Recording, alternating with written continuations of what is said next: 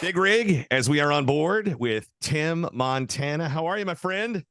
Better than I deserve, by God. How are you? Great, man. We were just talking as we were getting into the interview here. Both of us kind of getting on the on ramp into things, coming to the first of the year. I'm coming off vacation. You really didn't stop because you and Billy Gibbons opened up your new place on New Year's Eve there.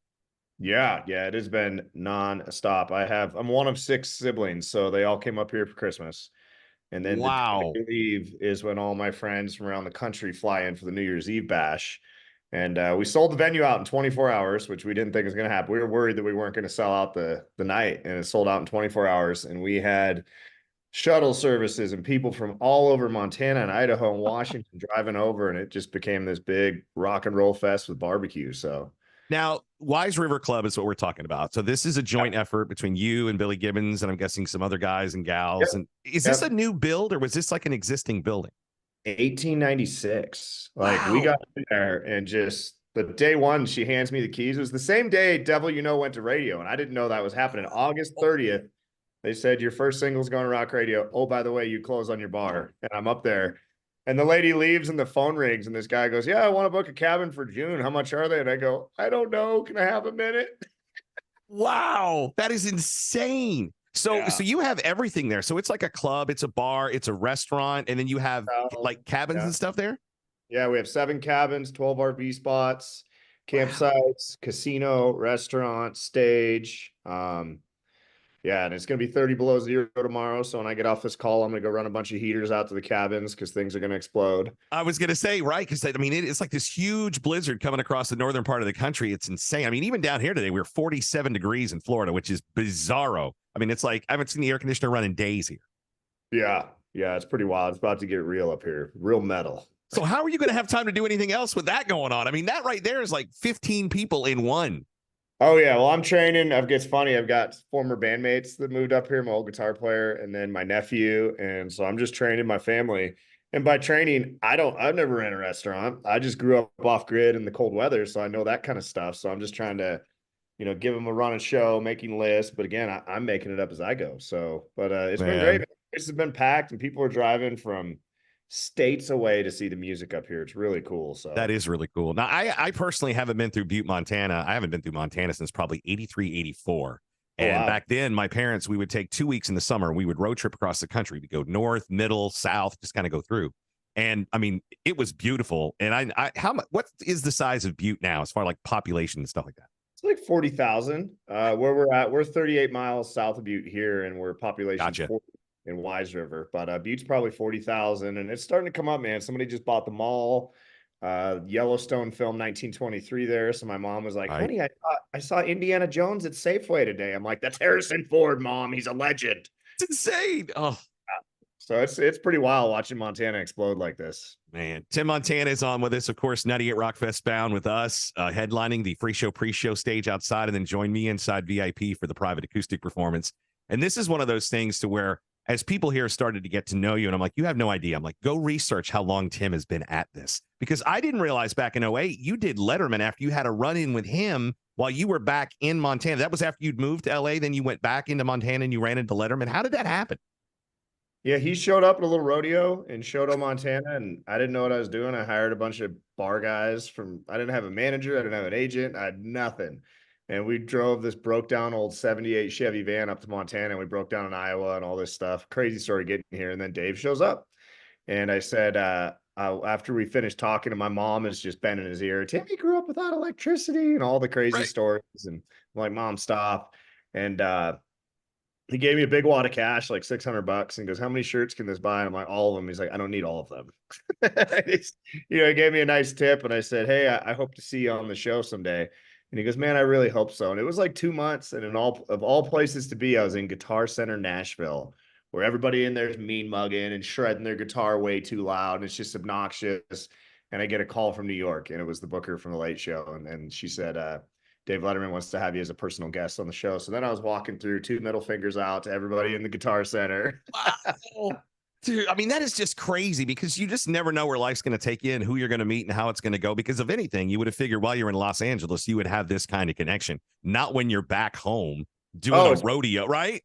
It's wild. I mean, I just went and hung out with the Foo Fighters and Big Sky. They were up here and they're like, hey, come hang out for the day. And I'm like, Montana's just become this destination place where I'm like, go to the Bozeman airport. You'll probably see Kevin Costner and John Mayer, and then you'll fly to Nashville and see no one. But and that's the thing, because the thing about Montana is the skyscape is beautiful. There's Yeah. nothing like it. That's one of those places in the country that so many people have never been, and I'm like, you have to go. The Northwest in general, once you go through Montana and you go over towards Washington State, it's a different type of mountainous region, and the terrain and how much it changes. It's just gorgeous. And I'm really surprised more people haven't gone. Probably the cold. I just can't deal with that kind of cold, but whatever, man. I can put on pants. I'm good. Yep. Yep. It's beautiful up here. So Well, now you've got a big year coming up because your tour is going to start. Well, now will your tour start before you join us in April? Because I saw on your tour dates, it looks like we're the second date. I think you're in Jacksonville and then you come here. yeah, I think it all kicks off in April. We're gonna do a few shows before that, but yeah, we're getting ramping up for a really, really big year, and there's some other stuff on the horizon.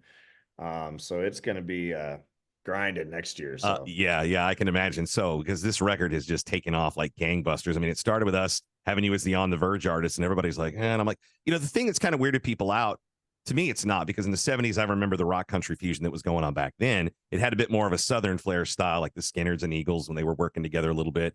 But to me, both styles, they're both renegade at heart, especially when you go back to the days of Waylon and Johnny and all the guys. It was just that kind of angsty country music, right?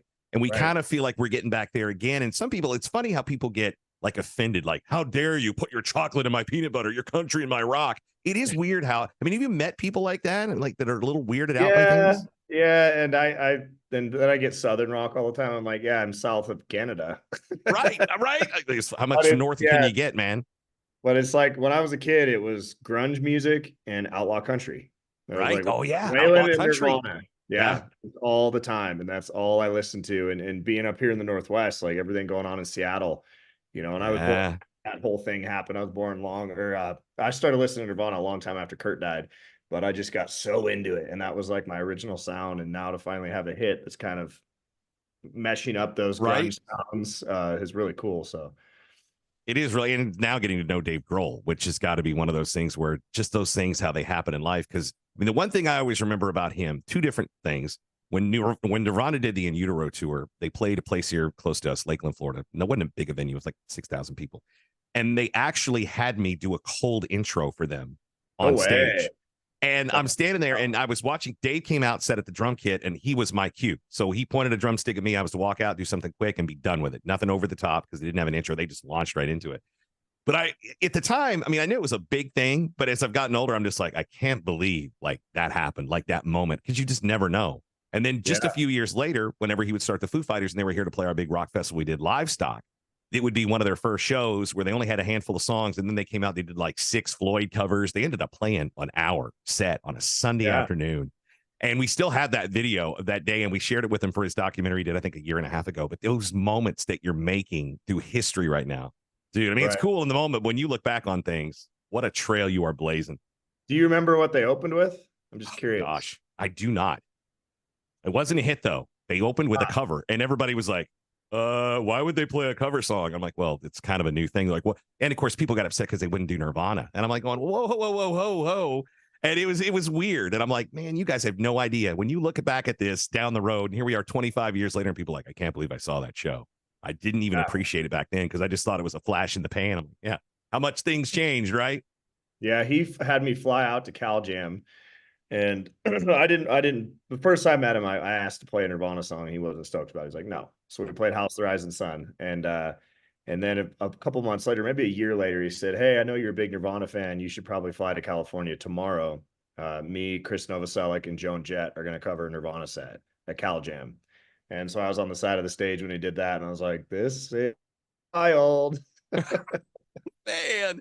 It's mind blowing, when these kind of things happen. It really, really is. And I'm glad you can keep them all separated, because after a while, my brain's like Swiss cheese. Somebody will tell me a story about something we did together, and I'm going, man, am I getting that old now where I forgot about that? Or did I just party too hard? I'm not sure. But dude, it is so amazing to talk to you, Tim. I mean, I was excited about this because it's been fun watching your career, and we're just like this. I mean, I know you've been at this a long time. You've been songwriting. You do some production as well, don't you? I mean, you do a little bit of everything. If asked. Yeah, I've done some stuff for some some movie soundtrack things before. I let the professionals do that. You know, I play lead guitar as well, but I don't claim to be a lead guitarist. You know, I dabble in all of it. So, but yeah. I mean, I love the sound, the production of your music. I'm a big audio processing guy, so I'm an audiophile at heart. I miss the days of analog and vinyl because I miss that warm sound. But I mean, Yeah. it's a thick wall of just thump, man. When your music comes through, it just sounds so good on the air. I love it, and I cannot wait to see you when we get you here for 90 Rock Fest, my friend. Yeah, I can't wait. When you guys hear what we've been working on too, I think it'll put the argument away of the, is this country rock country? I think you're going to be like, oh my God. People are going to be blown away. And I'm going to tell you right now, I think this will probably be one of the biggest, because outside, kind of set the stage for you here. You're outside of Amalie Arena. So in the courtyard, we've had, I think the biggest crowd we have is about 3,500 people. At that point, you can't move because it's the plaza before you go in. So, and I'm thinking at this point, we're going to challenge that one. I think everybody's in like all hands on deck for this because they have no idea what's coming. And this is going to be awesome. And everybody who's got VIP, the treat you're in for, it's going to be amazing. Cannot wait. Tim, thank you so much for taking the time to join us, man. And good luck with the blizzard. All right, man. Thank you. Stay warm, and we'll see you in April. All right, man. Yeah.